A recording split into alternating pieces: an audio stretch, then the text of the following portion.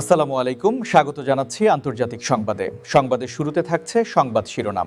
জানিয়ে দেব ৮টি যুদ্ধ থামানোর পরও নোবেল পুরস্কার পেলাম না, তাই শুধু শান্তি নিয়ে ভাবতে আমি বাধ্য নই, বলেছেন ডোনাল্ড ট্রাম্প। আরও জানিয়ে দেব ইসরায়েলে হামলা হলে এমন প্রতিক্রিয়ার মুখে পড়বে যা আগে কখনো দেখেনি, ইরানকে নেতানিয়াহুর হুঁশিয়ারি।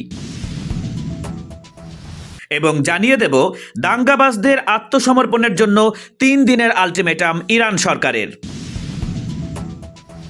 সর্বশেষ জানিয়ে দেব গ্রিনল্যান্ড ইস্যুতে বিরোধিতা করলে ইউরোপে শুল্ক আরোপ ১০০% বাস্তবায়নের হুমকি ডোনাল্ড ট্রাম্পের। এতক্ষণ শুনছিলেন সংবাদ শিরোনাম, এবারে জানিয়ে দেব বিস্তারিত। তবে তার আগে চ্যানেলটিকে সাবস্ক্রাইব করে কমেন্টে জানিয়ে দিন ভিডিওটি আপনি কোথা থেকে দেখছেন এবং শুনছেন।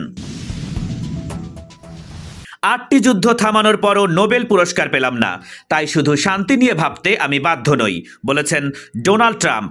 বিশ্ব রাজনীতিতে এবার ডোনাল্ড ট্রাম্পের এক চরম বিতর্কিত এবং নজিরবিহীন পদক্ষেপ নিয়ে তোলপাড় শুরু হয়েছে। সোমবার ১৯শে জানুয়ারি নরওয়ের প্রধানমন্ত্রী জোনাস গাহর স্টোরকে পাঠানো এক বার্তায় ডোনাল্ড ট্রাম্প সরাসরি জানিয়েছেন যে নোবেল শান্তি পুরস্কার না পাওয়ার পর তার আর শুধুমাত্র শান্তির কথা ভাবার কোনো প্রয়োজন নেই।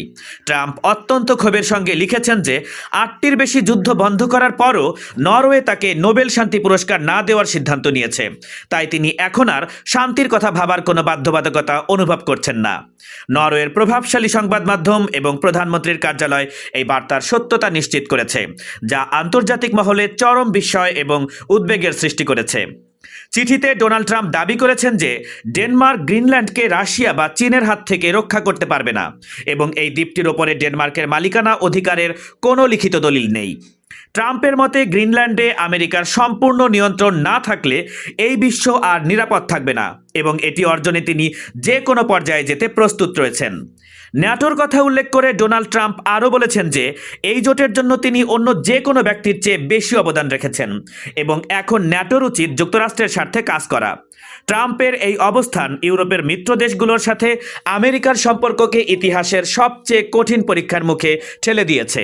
শান্তির দূত হওয়ার বদলে ট্রাম্পের এই কঠোর এবং আক্রমণাত্মক নীতি কি বিশ্বকে এক নতুন সংঘাতের দিকে নিয়ে যাচ্ছে? ইসরায়েলে হামলা হলে এমন প্রতিক্রিয়ার মুখে পড়বে যা আগে কখনো দেখেনি, ইরানকে নেতানিয়াহুর হুঁশিয়ারি। ইসরায়েলের প্রধানমন্ত্রী বেনিয়ামিন নেতানিয়াহু ইরানকে এক চরম সতর্কবার্তা দিয়ে বলেছেন যে ইসরায়েলের ওপর কোনো হামলা হলে এমন কঠোর জবাব দেয়া হবে যে তেহরান আগে কখনো দেখেনি। সোমবার ইসরায়েলি পার্লামেন্ট নেসেটে বক্তব্য রাখতে গিয়ে নেতানিয়াহু এই হুঁশিয়ারি দিয়েছেন। তিনি আরও বলেছেন যে ইসরায়েলকে স্বৈরতন্ত্রের দিকে নেওয়ার অভিযোগ সম্পূর্ণ ভিত্তিহীন এবং সমালোচকদের উচিত নিজেদের দেশের দিকে না তাকিয়ে বরং ইরানের ভেতরের অস্থিতিশীল পরিস্থিতির দিকে নজর দেয়া। উল্লেখ্য যে ২০২৫ সালের ডিসেম্বর থেকে ইরানে চলা সরকার বিরোধী আন্দোলনে প্রায় ৪,০০০ মানুষের মৃত্যুর খবর পাওয়া যাচ্ছে, যার জন্য ইরান সরকার সরাসরি যুক্তরাষ্ট্র এবং ইসরায়েলকে দায়ী করেছে।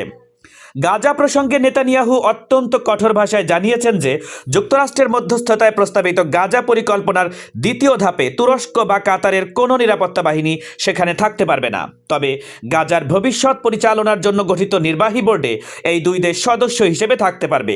তিনি আরও শর্ত দিয়েছেন যে গাজা পরিকল্পনার দ্বিতীয় ধাপ বাস্তবায়নের প্রধান লক্ষ্য হল হামাসকে সম্পূর্ণ নিরস্ত্র করা এবং পুরো গাজাকে সামরিক কার্যক্রম মুক্ত করা, যা প্রয়োজনে কঠোর উপায়ে অর্জন করা হবে।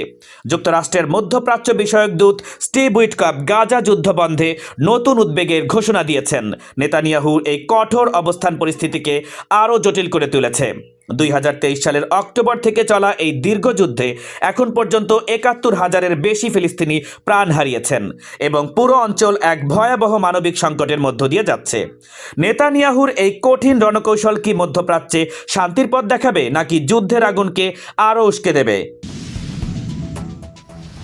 দাঙ্গাবাজদের আত্মসমর্পণের জন্য ৩ দিনের আলটিমেটাম ইরান সরকারের।